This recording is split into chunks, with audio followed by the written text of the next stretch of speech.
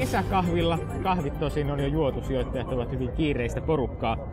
Puheenaiheena ovat ennen kaikkea säät ja lomasuunnittelu, mutta puhutaan myös hieman siitä, mitä tuleva syksy H2, jälkimmäinen vuosipuolisko, tuo tullessaan. Vieraina ovat Fimin sijoitusasiantuntijat Vesa Engdahl ja Carolus Rainki. Tervetuloa. Kiitos. Kiitos. Tuulistakin tuntuu olevan ja limupullotkin tässä suorastaan menee. Tällaisia yllätyksiä voi tulla vastaan myös tuolla markkinoilla. Mistä sijoittajat puhuvat paitsi näistä lomasäistä syyskauden aikana Helsingin pörssissä ja maailmalla? Varmaan kun Q2-tuloskausi alkaa, niin silloin ruvetaan katsomaan, että pitääkö analyytikkojen ennusteet kasvavasta liikevaihdosta. Eli sehän antaa viime kädessä sit kuvan siitä, että missä kunnossa kuluttaja on ympäri maailmaa ja missä kunnossa maailman kysyntäkuva tällä hetkellä on. Ja jos katsoo inflaatiokehitystä nyt ensimmäisen vuosipuoliskon aikana, niin se riski on kyllä se, että sitä kysyntää ei ehkä ole niin paljon kuin ollaan odotettu. Sitten tietysti myöskin yritysten tekemät marginaalit, eli kannattavuus. Ja siinäkin se inflaatio nostaa päätään, eli voi olla, että me nähdään kahdella rintamalla pientä negatiivista yllätystä. Sitten mä luulen, että makrorintamalla, jos katsoo näitä yleisiä puheenaiheita isoja, niin toki tuo Euroopan velkakriisi tuossa elää omaa elämäänsä jatkuvasti. No, se ei ole pitkä aika vielä ohi, mutta toinen, minkä mä luulen, että kesäaikana tulee nyt, mä odotan ainakin, että se nousee otsikoihin, ja tästä ei ole vielä paljon puhuttu, on tämä Yhdysvaltain kongressissa käytävä keskustelu Yhdysvaltain USA-velkakaton nostamisesta. USAssa velkakatto on saavutettu 14 300 miljardia dollaria, ja sen nostaminen vaatii kongressin hyväksynnän. Tähän mennessä sitä velkakattoa on nostettu vaikka kuinka monta kertaa. Se ei ole ollut minkäännäköinen ihmeellinen uutistapahtuma toistaiseksi, mutta mä luulen, että tällä kertaa tilanne on hieman erinäköinen. Tästä kesästä tulee kosteempi ja kuumempi Washingtonissa mitä aikaisemmista. Eli tämän velkakaton nostamisen osalta käydään kongressissa ankara keskustelu, väittely. Kongressi vaatii vaalien lähestyessä nyt konkreettisia toimenpiteitä pitää saada aikaiseksi siitä, että menoja leikataan tai tulopuolta vahvistetaan, eli veroja nostetaan. Meininki ei voi jatkua nykyisellään. Se on ihan selvää, että se Yhdysvaltojen velkaantumiskehitys, valtion velan nousu on täysin kestämättömällä pohjalla, ja nyt halutaan konkreettisia toimenpiteitä, että mitä asialla aiotaan tehdä. Ja tästä käydään iso kädenvääntö. Ja nyt tietysti se otsikko, mikä lehdessä tulee olemaan, että kun Yhdysvallat ei pysty ottamaan lisää velkaa, entisiä velkoja tulee maksuun, niitä tulee maksuja tuossa elokuun alussa. Koroista kyllä selvitään, mutta viime kädessä lyhennyksistä ei. Niin kyllä mä nyt näen, että joku lehti varmasti haluaisi nostaa siitä sellaisen otsikon, että vaikkapa, että tuleeko Yhdysvalloissa velkajärjestely eteen, tai englanninkielinen joku Financial Times kirjoittaa, että will US default, eli tuleeko sille default? Koska teknisesti se tilanne on edessä elokuun alussa, jos velkakattoa ei nosteta. No, viime kädessä kyllähän kongressi totta kai tekee tämän päätöksen, että sitä velkakattoa nostetaan, mutta pelkästään se, että nyt kun ollaan Eurooppaa raadeltu tämän velkakriisin tiimoilta, niin se fokus voi jonkun verran siirtyä myös Yhdysvaltoihin. Huomiota kiinnitetään siihen, että Yhdysvallat on myös kestämättömällä tiellä. Ja jos tällaiset asiat nousee otsikoihin, niin se voi riskin karttamista lisätä sijoittajilla, se voi lisätä markkinoiden volatiliteettia ja spekulaatioita siitä, niin että mitä Yhdysvalloissa tulee pitkässä juoksussa tapahtumaan. Ja tällainen epävarmuuden lisääntyminen, se on toki myrkkyä osakemarkkinoille. Sen takia tämä tilanne voi aiheuttaa markkinoilla liikettä. Se voi tehdä markkinaa enemmänkin alaspäin kuin ylöspäin nimenomaan, lisätä volatiliteettia. Ja sitten tietysti tämä nopea Yhdysvaltojen talouden hidastuminen toukokuussa. Mä en vielä usko mihinkään vakavaan niin tällaisen double dip, tuplataantuma keskusteluun, mutta ihan selkeästi talous on ajanut Yhdysvalloissa nyt seinään keväällä, ja jonkunnäköinen kasvumomentumi niin häipyneen siellä on tapahtunut, ja tulee tällainen suvantovaihe talouskasvussa. Mitenkä se heijastuu Eurooppaan? Näkyykö se meillä viennissä? Se jää sitten loppukesän ja syksyn ajan kuvioihin nähtäväksi, mutta vähän niin kuin negatiivisviritteistä tuo uutisvirta on ollut, ja tämän ympärillä varmaan kesän teemat ja H2-teemat lähtee pyörimään. No jos emme aivan pilaa kesätunnelmia näillä synkillä maalailuilla ja Financial Timesin otsikoilla, ennemminkin täällä torikahvipöydän ääressä olisi hauska, mihin on harrastajasijoittajalla aikaakin, miettiä salkun asento alkavaan syksyyn. Millaisella maantieteellisellä allokaatiolla esimerkiksi kannattaisi lähteä hakemaan tuottoja alkavalla? No silloinhan pitäisi arvioida myöskin, jos miettii sitä, että missä nämä maantieteelliset alueet on syklissä, koska nehän on, esimerkiksi Kiinahan on selkeästi tämmöisessä hidastuvassa vaiheessa, ne on nostanut korkoja jo jonkun aikaa ja ne on päässyt aika pitkälle siinä torjuessaan inflaatiota. Samalla ne ollaan otettu vähän kasvuennusteita alas, mutta välttämättä se taso, miltä siitä lähdetään taas normalisoitumaan, niin se ei ole huono. Sitten jos katsotaan USAta, niin USA näyttää nyt olevan eri syklin vaiheessa, eli tässä niin kuin alamäen ihan alussa.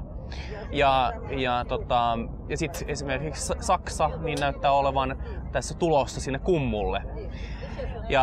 Ja sitten Japani on ihan oma lukuunsa, joka tämän luonnonkatastrofin seurauksena on vähän arvoitus, mutta mä näkisin, että siitä syystä, että Kiina on päässyt ja ylipäänsä kehittyvät markkinat ovat päässeet pisimmälle tässä inflaation torjumisessa, niin mä kallistuisin kyllä siihen puoleen ehdottomasti. Mä jopa menisin samalla linjalla ihan täsmälleen, koska siellä Aasia, kaiken kaikkiaan ei pelkästään Kiina, mutta Aasia, niin se on hyvin pitkälle jo tässä inflaatiosyklissä. Se inflaatiohuippu ja talouspolitiikan kiristämisen kulminaatiopiste, niin joo, no se on siirtynyt vähän eteenpäin. Sitä odotettiin jo tuohon loppukesään, alkusyksyyn. Mutta toiveessa on kuitenkin, että se kulminaatiopiste, inflaatiopiikki saavutetaan jo ennen vuodenvaihdetta. Talouspolitiikan kiristäminen, se loppuu ennen vuodenvaihdetta. Meillä tähän länsimaissa ollaan vasta lähdössä tällä tiellä liikenteeseen rahapolitiikan kiristämisessä esimerkiksi. Jotenka kyllä niin kun sitä painoa länsimarkkinoista esimerkiksi kehittyville markkinoille on syytä siirtää. Alkuvuodesta kehittyvät markkinat oli länsimarkkinoita heikompi tarina.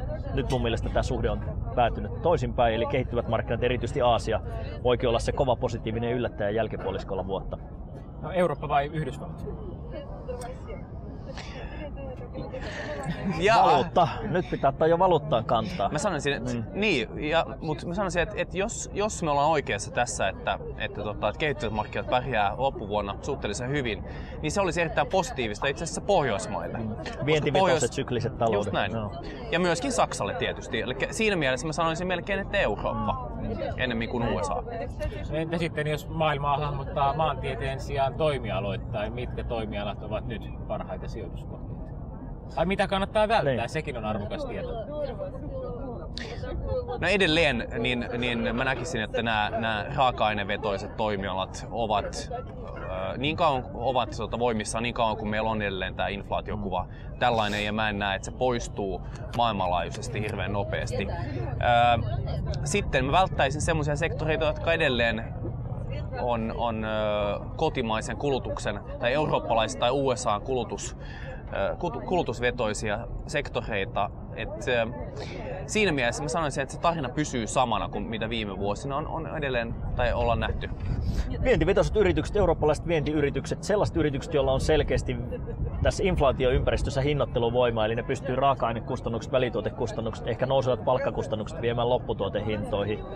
Tämän tyyppiset yritykset, joku voisi sanoa, että osin myös niin kuin jotkut defensiiviset toimialat ne on nyt pärjännyt viime aikoina aika hyvin, mutta sitten tietysti vientiyritykset on syklisiä. Mutta sieltä ne vientiyritykset, jotka hyötyy kehittyvien markkinoiden kasvusta. Kotimarkkinayritykset kieltämättä, niin mun mielestä niille ei ole ihan niin lohdullinen tulevaisuuden näkymä just siitä syystä, että sekä Yhdysvallassa että Euroopassa kotimarkkinakysyntä ja se kasvumomentum, yksityisen kuluttajan kotitalouksien halukkuus kuluttaa on kyllä nyt vähän laantunut. Niin inflatorisessa ympäristössä hinnoitteluvoimahan on A ja O. Eli ne, jotka pystyy viemään niitä inflatorisia vaikutuksia omiin hintoihin, niin ne tulee pärjäämään tässä.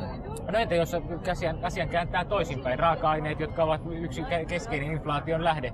Entä jos sijoittaa suoraan raaka-aineisiin, nehän ovat olleet hyvä sijoituskohde, arvot ovat nousseet, mutta noin pitkällä aikavälillä nehän eivät tuota mitään, eli ne ovat vain periaatteessa tarjoavat vain sen inflaation tuoton. Mitä mieltä olette siitä? Kannattaako yksityissijoittajan, piensijoittajan lähteä raaka-ainemarkkinoille? No miksei tänä päivänä esimerkiksi ETF-tuotteilla pääsee helposti niihin käsiksi. Mä en välttämättä olisi hirveän riemussani esimerkiksi tällaisten arvometallien kullan tai hopen perässä juoksemaan. Se hintakehitys on ollut tosi kova, mutta edelleenkin teollisuusmetallit. Siellä mä näen enemmän ehkä nousupotentiaalia, jos vaan Aasian kysyntä pysyy kovana ja kasvu siellä kunnossa. Ja elintarvikkeet näyttäisi olevan nyt myöskin. Meillä on monia paikkoja, missä tuntuu sato jäävän vähän huonoksi. Eli Australia on vaivannut kuivuus.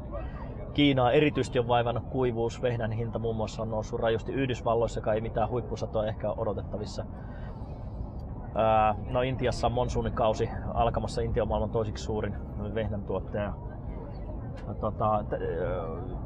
Mutta mä sanoisin, että elintarvikkeissa voi olla se, tietysti se on myös riski, että se on ikävää, että elintarvikkeiden hinnat nousee ja ruoka kallistuu, mutta sijoittajille se voi olla samalla mahdollisuus. Mä näkisin tällaiset maataloushyödykkeet, teollisuusmetallit vieläkin mielekkäinä hyvinä sijoituskohteina. Ja ne on ollut pääasiallisia inflaation lähteitä, että se on ainakin helppo turva inflaatiolle. Jos ajattelee niin, että inflaatio pysyy kovana, niin todennäköisesti jatkossakin se tulee sieltä raaka-aineista ja elintarvikkeista. Ja mutta jos näitä ostaa, niin silloinhan pitäisi olla valmis istumaan jonkun aikaa niissä, koska se voi sanoa, että esimerkiksi elintarvikkeissa niin se pidempiaikainen trendi, joka johtuu kysynnän kasvusta, niin sehän on nouseva. Mutta nämä heilahtelut matkan varrella voi olla todella rajuja. Niin siinä on tätä satospekulaatiota. Just näin esimerkiksi. Ei kannata ainakaan niin kuin lähteä jahtaamaan sitä hinnan nousua, vaan ostaa silloin, kun tulee näitä dippejä ja sitten on valmis istumaan jonkun aikaa niissä.